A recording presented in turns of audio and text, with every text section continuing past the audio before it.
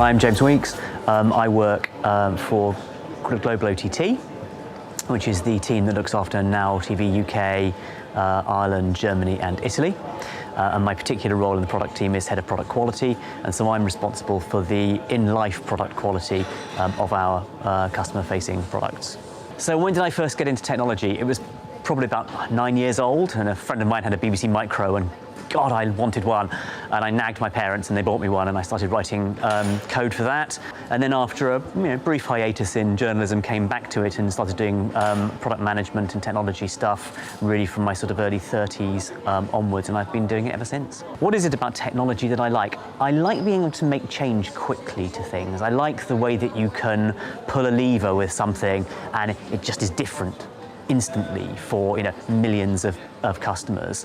So you can tweak things, you can optimize them, you can make them better, and you don't have months and months of thinking about it. Sometimes you just tweak a number in a configuration file, it's done. I started off here as a journalist in 1999, and I edited live TV news shows for quite a few years. And then I started doing product management stuff for what was in those days the very early sort of devices like iPhones and Android phones and Windows Mobile, if you remember that, red button TV and all those sorts of things. My job is to look after in-life product quality for the Now family, which is Now UK, Italy and Republic of Ireland, and WOW Germany. And really it's about making sure that our customers' voices are heard within the product team and making sure that everything we do has our customers at the forefront of our minds. We need to make experiences really amazing. We need to sort out bugs and crashes and those sorts of things. And my role is about bringing a cultural change within that part of the organization to help people think about things in that way. How would I describe my job to people at a barbecue? I tell them I do product management stuff for Now TV, is really what I say, and that I'm the sort of voice of the customer within the Now TV product team. And so I represent the customer back into the product team to express where customers are pleased with what we're doing and things they'd like changed. We are 10 years into the life of Now. We are probably only about that into the life of Netflix. The TV industry's been going on for nigh on a century now. We are in incredibly early days in understanding what customers' expectations of video services are these days, how they will use them, and what they want to pay for in the future. And I think this is a very exciting time because really it doesn't feel like it maybe all the time, but it's a greenfield site. We can do pretty much whatever we want in terms of a kind of creative treatment of storytelling. There's so much to be done and so much exploration and experiment that we can still do. It's super exciting.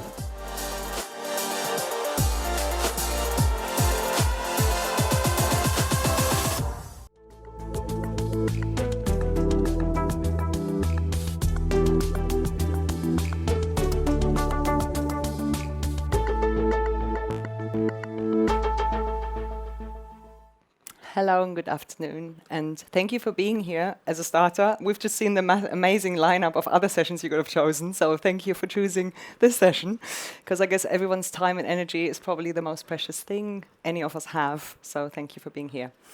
My name is Inga. I'm Executive Director for Production Services and Operations for Sky Sports here in the UK, and my teams basically look after everything that happens behind the scenes in creating our content, producing our content.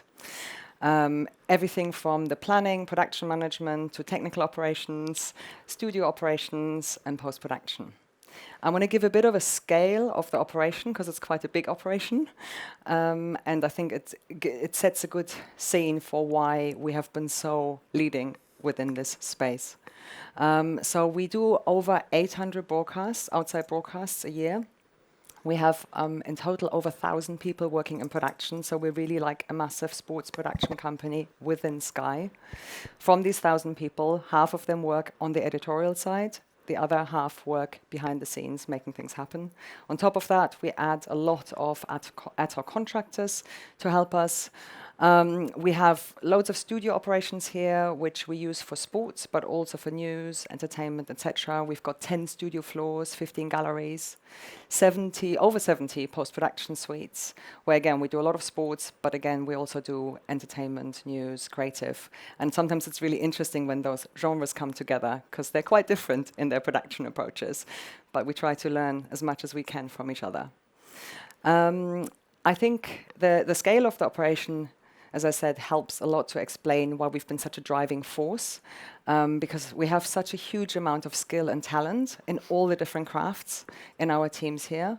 We also have a lot of resources, and also really importantly, we've got a real big influence and buying power with our suppliers. So with all the technology companies in this space, because we're so big, we can really work with them on their roadmaps and decide where we're going, and then it influences the whole industry. Today we're talking about some of those advances and changes that have been happening in the last few years. I think what's really important is that all of us feel really strongly about the fact that actually it's not so much about the tech, it's always about the customer, or in our case about the fan, the sports fan, what do they want? And then it's like, well, what can tech actually do for us to make that happen? And when we think about it in that way, we think about it from a fan or customer perspective. There's on one side the things that really affect the fan, like immediately, better quality, higher spec, getting closer to the action, better analysis, etc. All the stuff that happens on screen. But we also, and a lot of us spend a lot of time, the people behind the scenes, on the other bit that we always have to consider is how do we make it more efficient and effective? And that's twofold. One of them is around making sure that our carbon emissions are lowered and really think about actually where is the future. Driving up and down the motorway with so many people or flying them all around the world is a challenge. And the other bit is the cost side of things, because if our customer doesn't see it and we can take out cost, that's really beneficial for everyone, right? So we're going to talk about some of those subjects today. And I think the only other thing that's worth mentioning on that is as well that as Sky, we obviously, so as I said before, we are like a massive production house in Sky Sports, but then we're part of the wider Sky, and we're a product and tech company that isn't just about the content, as much as the people working in content think it's always about the content, but it's also about how do our customers, how can they engage with that content, how can they consume it, how can they get it, how can we bring it to them? And we're going to try to bring that together for you today. And for that, we have a wonderful panel. We have got Gordon Roxburgh, who is Head of Technical Operations here in the UK. And Gordon has been with Sky for over 20 years and truly is the brains behind a lot of the changes we've done over the last 20 years and continues to be so. Then we have Alessandro Raitano, whose name might make you think he might be from Sky Italy, but no, he's one of my compatriots from Germany. He's SVP Production Operations for Continental Europe, so looks after Germany, Italy, Switzerland and Austria. And our teams engage a lot with each other because obviously there's so much going on where we're solving the same problems, we're using the same technology. We have different rights scenarios and also different market scenarios, whether that's how the outside broadcast companies work, etc. But yeah, Alessandro has been driving everything over there for quite a long time, over 10 years now. Right? Exactly, yeah. Thank you. And then last but certainly not least, we have Anna Avalon, who is Head of Product for our live product experience, so particularly sports and news. And this is really the world where I think it gets really interesting, the kind of how can our customer engage with our content that we produce, and what can we do from a production perspective as well to make that better. And hopefully we'll get to that. So with that, I'm going to sit down and I'm going to hand over to Gordon, who's going to talk about remote production. But I just want to give a quick intro to remote production because if you don't work in the sports space, there's lots of different things that remote production could mean. And I just want to give a quick overview what we mean when we talk about it. As I said, we do about 800 outside broadcasts a year just here in the UK. And so we have these kind of trucks, these massive trucks that go up and down the motorway, up to 100 people of crew going up and down the motorway with it. And what remote production has allowed us to do is we still use the same crew, the same technical infrastructure, but rather than shipping it up and down the motorway, we use better connectivity to only bring the people on site who have to be there. So from a crew perspective, that would be cameras and sound. And then everyone else stays here in the gallery. And then we bring all the individual feeds back here. And then we create the match feed here, which also obviously means we have a lot more content that's suddenly available over here. With that, I'll hand over to Gordon. Hello, good afternoon, everybody. And I pressed the next button as the head technical person, and nothing happened. There we go. So before the last Tech Summit, which was 2018-2019, we at Sky had started moving a lot of our large-scale intercontinental productions to a remote production model. The key ones that we talked about and had done over that sort of period was tennis. We'd done tennis in the US remotely from the UK, Lions Rugby Tour, NFL Super Bowl. The big one we did then was Formula One. So to come back up and touch on that, we were shipping between our entire European operation something around the region of 20 tons of equipment to races around the world. Moving that to a remote operation, seen a reduction of that weight down to under 10 tons. So that's a significant weight saving for us. But also the carbon footprint's reduced there, the cost reduces, and the setup time reduces. And as the races go up from 16, 17, 18, 19, up now to 25 F1 races a year, that's a significant impact to our business being able to do that.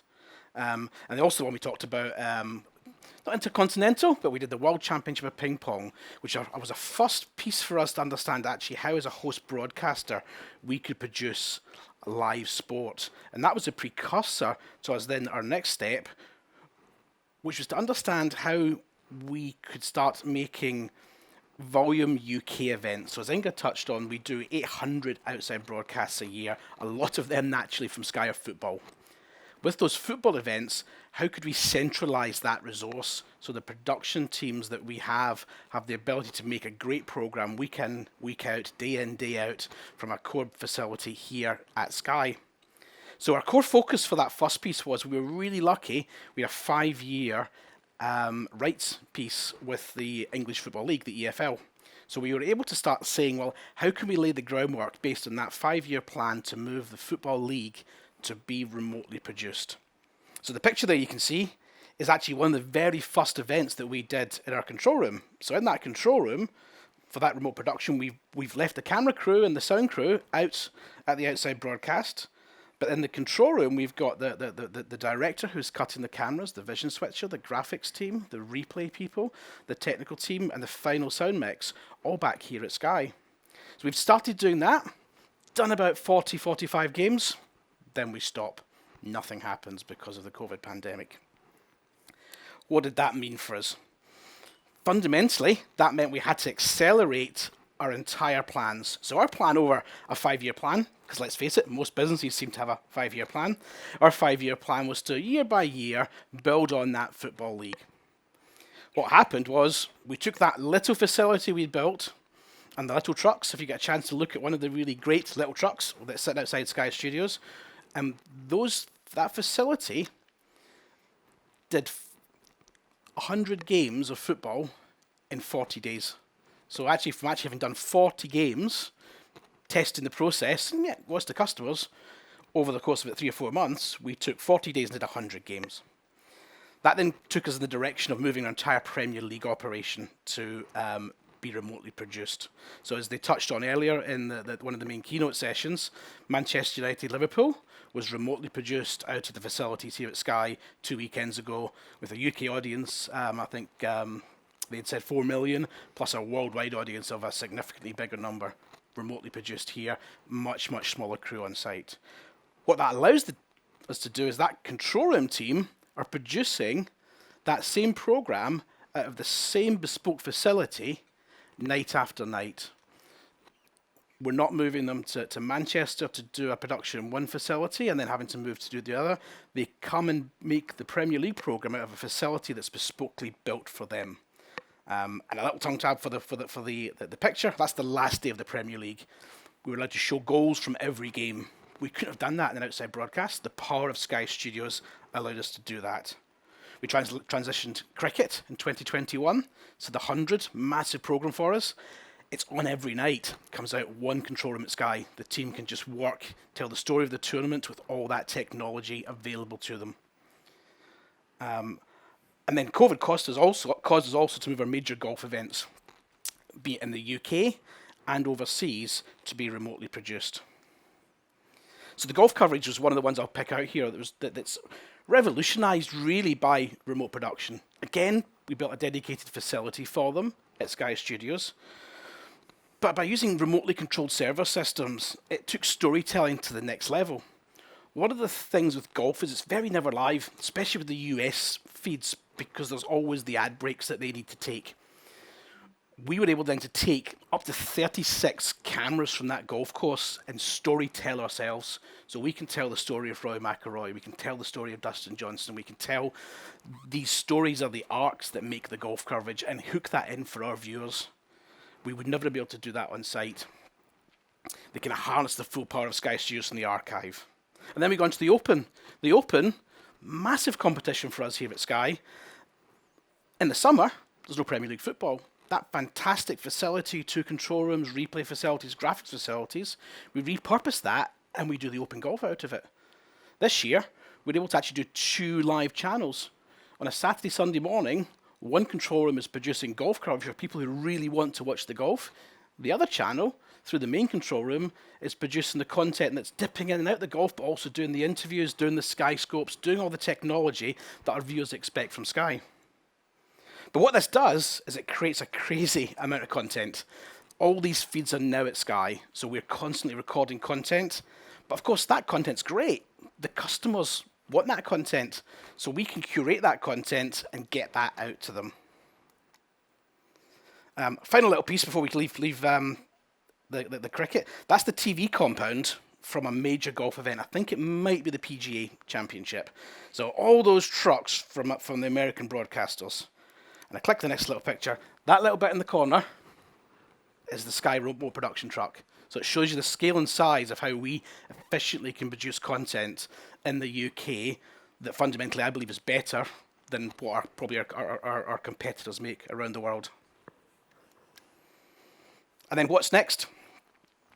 We started to move these productions into software-based platforms. So the pictures that we just looked at, those control rooms are fairly generic and fairly traditional in their use. They use technologies that are all very, very, very, very safe. We now start to move that into software, so we can have, on the last week of the Premier League, we need 6 control rooms. Software will allow us to do that. That technology allows us to further enhance, in my view, the proposition that we can make for our customers. We can get that content, we can spin up additional channels, we could do a player cam channel, new player signs for Man U. Let's just create a channel for him. We can do that. And it also allows those channels then to move into cloud-based systems so that, again, we can monetize it. We can build it as part of the Sky ecosystem. Which then fundamentally means our next generation of control rooms and OB trucks are going to be very, very different. So fundamentally, watch this space. Thank you, Gordon. Thank you. Alessandro, you're going to talk to us about 5G and how you're using it in production. And obviously, there's the one element of it, which is supercharging remote by not relying on the fiber connectivity anymore. But then there's also another element, which leads over into product. But I'll hand over to you. Yeah, thank you. Well, good afternoon, everyone. Let's say I want to discuss a step forward to, let's say, regarding the remote operation, what Gordon explained. It's about 5G. We are very early stages in 5G, especially media operation, media production. 5G is well known in smart industries, automotive, to drive how data. Media operation per se is still very modest, but nevertheless, we want to be on the forefront and explore the possibilities in regards of how we want to, let's say, what can we do with 5G in media operation, how we can enhance the media operation, how we can reduce footprints further, how we can drive fan engagement, where there is, let's say, gathering news with an iPhone only, where there is produce smart operation of heavy production in the cloud, where there is driving fan engagement in the stadium. So I want to touch on, let's say, 2 POCs or projects we have implemented in Germany. with the help of 5G. As I said, very early stages, but nevertheless, if you have the vision to do something, then you can, let's say, it's the right time to explore it. So in handball, and on one of our handball production, what we did was we moved the entire OB-WAN, which was on site, into the cloud with the help of 5G. And you would say, yeah, 5G, cloud operation is already in place. It is, but it's not done via 5G. And Telefonica O2 provided us with a dedicated 5G network with a capacity of 250 Mbit upload, which is very, very massive. To drive cloud operation. And what we did was not only stress testing the capacity in the cloud to have a reliability from an end-to-end production perspective, we also took a combination of smartphones with traditional cameras. So we put 4 smartphones in a combination with 4 traditional cameras on the field, and we covered, let's say, the whole entire match end-to-end to the customer. The smartphones gave us the possibility to create totally new perspective in the stands with the fans, engaging, talking to them on the commentary, giving, let's say, more immersive storytelling, bench cameras, talking to managers with not heavy cabling, wiring into the venue. It's easy. It's a smartphone. You give it to someone and they're talking and you have it immediately on air. So while the traditional broadcast cameras gave us the, let's say, the reliability to create a very robust signal, which is expected from Sky. So, and this is the capability of 5G. So Telefonica was providing us with the network, VistaT providing us with all the cloud elements from replay graphics to vision mixing. And I brought VT with me to give you, let's say, a flavor of what we did on site in Flensburg, which is on the northern part of Germany in handball.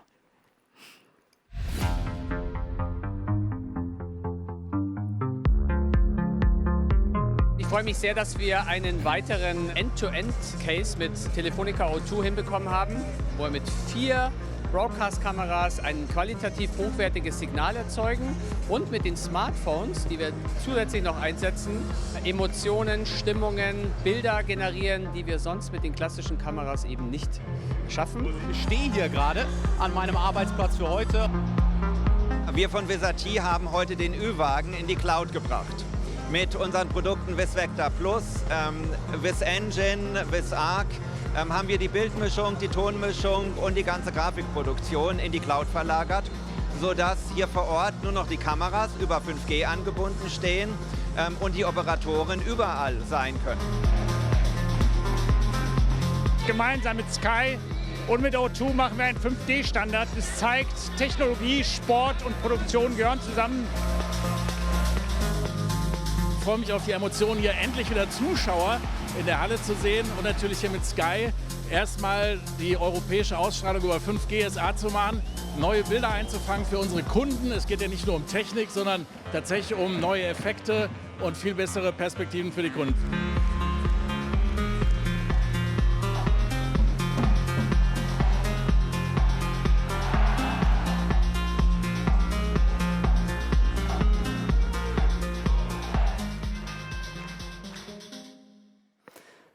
All right, this was a totally different setup you normally see at venues with heavy lifting cameras. I already have only 2 minutes, so I have, let's say, speed up a little bit. So what we did, and I love this one, what's coming next now is to, let's say, go a step further and create a kind of in-stadium experience for customers, fans, while they are in the stadium. So it's obviously a behavior to, let's say, multitask at home, but you want to doing this also during the game, before, during the match, after the match. And why not bringing, let's say, the Sky content in the stadium? And for that, you need a really robust 5G network, because what we did was we created a small multi-view application. We feed it in 5 sources, and we brought a Sky Extra customer at the venue. And he was able to swap in real time while he watching the match, and he clicked and, let's say, selected curated feeds we were providing them. So highlight feed, data feed. He was his own, let's say, so-called video assistant referee. And so, and combine those 2 worlds by saying, I'm in the stadium, but I'm having additional value by getting extra feeds from a very talented and creative team out of the Sky headquarter. This makes fun. This is the next step of fan engagement. This is the next step of interactivity. This is something we can create tons of other products. And what we did was we joined up with Vodafone in that case. They provided us a 2 gig dedicated sliced network, really, really powerful. As I said, below 1 second, it was able to swap between the camera signals. And also here, I brought a VT with me to demo what we did.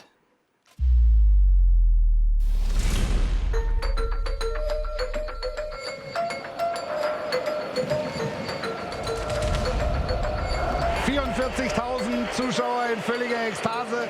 Das Stadion ist ausverkauft.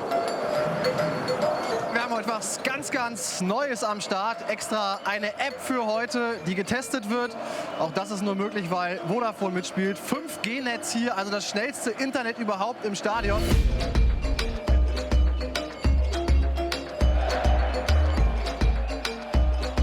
In der Red Bull Arena in Leipzig haben wir den 5G-Turbo gezündet. Geschwindigkeiten von mehreren Gigabit pro Sekunde und Reaktionszeiten so schnell wie das menschliche Nervensystem sind hier möglich.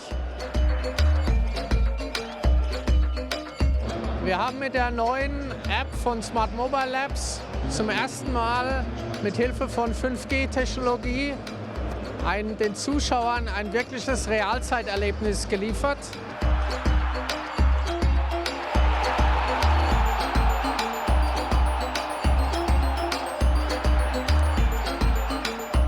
Die Magie dahinter, in einem Versatz von unter einer Sekunde unterschiedliche Perspektiven anzubieten, während der Kunde im Stadion sitzt, das Spiel live verfolgen kann und über die App Zusatzinformationen bekommt.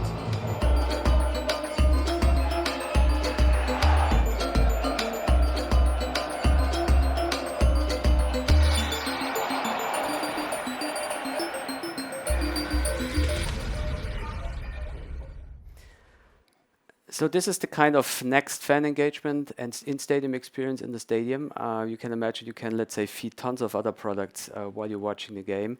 And if the game is boring, you can click, well, you can be your own creator. If it's exciting, well, let's say watch the highlights immediately after. So this is capable because 5G is there. It's still a long way to go. I think, as I said, that we're only very early stages, but nevertheless, the industry is ready. We are ready. We know the process, the workflows end to end, and it's definitely more to come in the next coming years with 5G. And then we hope that we can also, let's say, reduce the footprint further on site and create tons of other products, which brings me to Anna at the end of the day. So Anna is going to talk to us about Sky Sports Recap in, I guess, the emerging tech world, because we're using AI. And she's brought a fantastic video, so we're going to start with the video.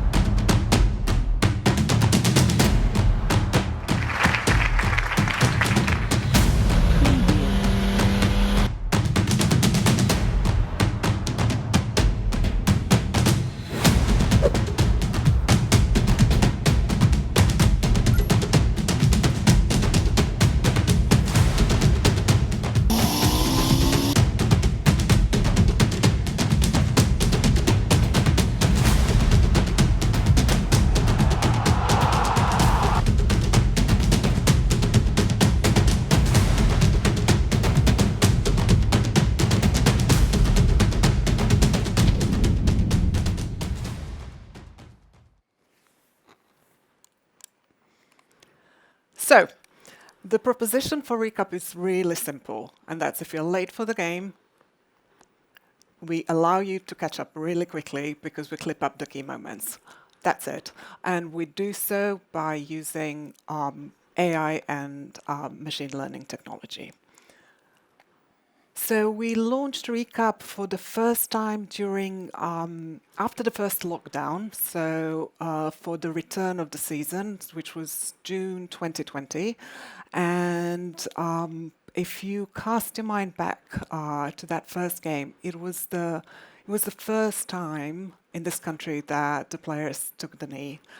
And it was an amazing moment. I still feel the goosebumps. It was a real a really incredible moment of, sports showing solidarity with Black Lives Matter movement.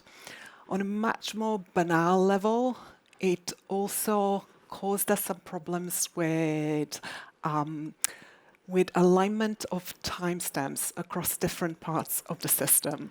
So basically, for various boring reasons, we weren't sure whether different parts of the system had thought that the game started with the first whistle, so before the players took the knee, or after. And unfortunately at the time, we didn't have a way to check this until the first clip came through. And it wasn't a very exciting game, so the clips weren't coming through, and we're all sitting on Microsoft Teams calls, like quietly sweating and waiting for the first clip to come through to see is the feature working or not. And it came through about, I think, 30 or 40 minutes in, and it was wrong. So we had, it was very, very quick decisions. We had the choice, obviously, of to pull the feature or to try with a workaround fix. We bravely went for the fix. And it worked. Second part of the game, actually, the feature worked as intended. But we learned our lesson, and ever since we've been clipping the very start of the game.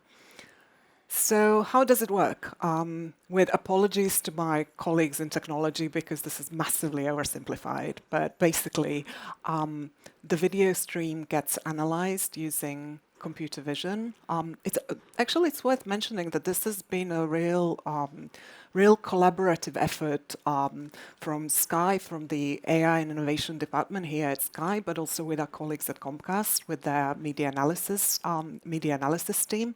So the stream actually gets sent to Comcast, gets analyzed using AI and machine learning. So basically, computer vision reads the graphics on the screen, for example, the game clock, tracks player movements, and then clips up what are considered to be what we set out to be the key moments.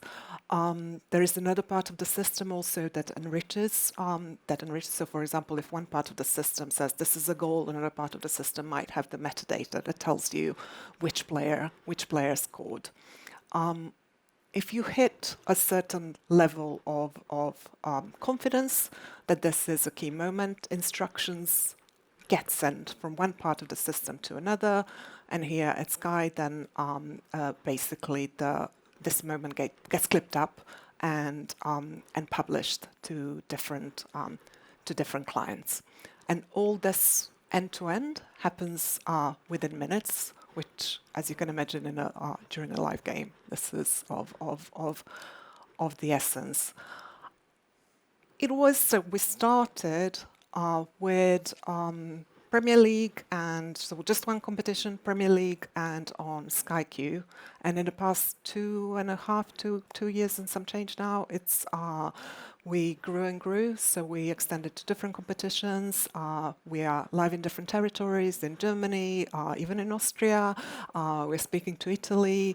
We are on different clients. We're on Sky Glass. We are on mobile, on Sky Go. And we even are live as with NBCU on Peacock, because our technology powers their key moments feature. So what do the customers say? They love it. So we speak to our customers all the time, obviously, and those who use it love it. They just think it hits the spot for this very specific use case. We're trying to build features basically that our customers would thank us for. So this is one of those. Okay, how can we make your life easier if you're late to the game, or if you missed it because there was an Amazon delivery or whatever? We can get that moment so you can quickly catch up. I think you have a great example, though, of sometimes they don't love it. Sometimes they don't love it. So So I do. There is one comment that stuck in my mind. It's from the early days, and things weren't going well for us. And somebody tweeted, so the clips weren't aligned, and somebody tweeted at us, "What's with the Sky Sports recap feature? Somebody chose all the boring moments," and I just loved that tweet and kind of had it stuck on top of my to-do list for many months. It just reminded me that all the excitement that we feel, teams on the ground, about, hey, we're using cool tech and this is what it's doing, our customers don't care. What they care is, are we delivering content that matters to them in a way that they can access easily? That's it. That's it. And if we don't, they'll let us know. And they don't even know that there isn't anyone sitting. They didn't clipping even it know. up. Exactly. Exactly. Which actually really nicely brings us to bringing the two sides together, the content and production side and the product and emerging tech side, in that way of going, well, really what our customers want is clearly they want more content that's relevant to them. Whatever fan you are, whatever you're a fan of, you want that content and you want it specific for you. But prohibitive has always been, it's just really expensive. We can't have anyone there clipping it up. And also we didn't have access to all the content because we wouldn't have bring all the feeds back. But I guess what's been happening with both connectivity, cloud production, and AI is it feels like we're now in the place where actually, it's coming all really nicely together. So what's happening next? Where do we go here? I think the big next thing is we've got some great production teams across our Sky Group who make that content. Those people are so in touch with our fans. If we as technologists can bring that content into a curatable space, then use the technology and their insight to get that to the customer, I think that's going to be a real next big jump for us of what we offer our customers within the Sky Group and the wider Comcast Group out in the US. I think at the end of the day, first of all, it's our job in the back end, let's say, to make things easy. And the front end, I mean, it's not taking care, the customer is not taking care how hard it is in the back to collecting all the signals. So technology will help us. So cloud is here, AI is getting better and better and better, and I truly believe on personalization of content, because I, as a Bayern Munich fan or Chelsea or Liverpool, Arsenal, whatever fan, woo, I want to wake up and I want to have my dedicated playlist ready. And obviously, this is nothing we can do and put tons of people in the back and say, well, this guy want to have a Chelsea playlist. Let's prepare it. So we need technology here, and technology is evolving, and it will be driven by AI. This is what I truly believe. It's our job to collecting all the signals and then curating them in the best possible way and personalize it, which then comes back to I want to consume the content everywhere, in home, in the stadium, somewhere else, properly in the same quality I watched my traditional broadcast at home. And I think we have to prepare ourselves in the back to exactly produce tons of more content without any, let's say, and training them at the engines and the machines in the proper way. As we touched on some of the other sessions, the technology is aware of who you are. So actually being able to curate that content for you and then have Anna and her team with the systems then to deliver that content for us, I think it's just going to be immense. Yeah, because Anna is relying on data, right? Absolutely. You need data. So funnily enough, our plans for Recap actually echo what the guys have said so far. So one of the things that we are building, or that two areas of focus. One is going beyond live, so going into the app, our app being always on, and basically how amazing would it be if rather than recapping on just an individual event, you can recap if you missed, for example, a weekend of sports, right? So that's one aspect, so maybe having a combination, but also if we know who you are, and we do, you are a customer, we know how much football you watch and how much F1 you watch, and maybe you don't care about cricket, or the other way around. So if we could then personalize those highlights to you and maybe treat it differently if you're a Chelsea fan and it's a Chelsea match. So there are nuances, of course. There are nuances here that can make really, really for delightful customer experiences. No pressure then. No pressure. I think we've got a little bit of time for questions. I forgot to actually mention that you can put questions into the Slido, but anyone in the audience, if you've got any questions for any of our panelists, we'd be really happy to take them. Otherwise, we can probably keep on talking amongst ourselves because this is an interesting subject, and it's been actually really great getting everyone together for this panel and going, actually, yeah. I mean, we work together all the time, but to take the time to actually go, okay, what's next? Yeah. I mean, one of the things that we were talking about and getting excited about is that personalization isn't, for example, this division between product and production isn't necessarily right. So we talked a lot about, had an interesting conversation with Gordon about personalizing on-screen graphics. So is there something that we can do that still gives you that Sky Sports polished experience, but yet has an awareness of what your household likes and enjoys and maybe gets the experience. So you get the extra better. data on the graphics side, but you still have the amazing production that's being produced on site. Yeah. And I think for us production people, it is very important now to think about, okay, I mean, anyway, it is the wrong way to think, is there another camera top of my 25 or 30 cameras in the venue necessary or not? If it's not the $1 million shot, which gives you the experience, it is more about, okay, I have all the content in my broadcasting center, how I curate them, how I make it accessible to production teams, innovation teams. And this is where the mindset a little bit changes now, because at the end of it, you try to minimize the impact and footprint on site. You're forcing a whole news department to, let's say, gather news with their iPhone, cut it by themselves, publish it by themselves on tons of outlets. And this is the workflows you need in the back. You have to, let's say, draw it. You have to make it. This is a mindset change. The ways of we work in the future, decentralized, is very important. Cloud will help us there, but it's a mindset change. I mean, we are still driving with a lot of equipment on the venues. Even if we see, we downscale a bit, but nevertheless, people on site, it's still a people business. And now you turn it back and say, well, we need this stream, this outlet, Insta, TikTok, 916, whatever, tons of other content, and we have the limited resources of teams back in the broadcasting center, and this will change. And this is our job now, let's say, to prepare and make it ready faster than we I'm just going to quickly ask, were there any questions? Because we have 2 minutes left. If there are any questions, we'd be happy to take them. Otherwise, I can see someone's hand up all the way in the back. Oh, Mr. Long. Question about the future of the galleries. So obviously live content production in the cloud. How far do you think you will go from a full in to the cloud to a hybrid version?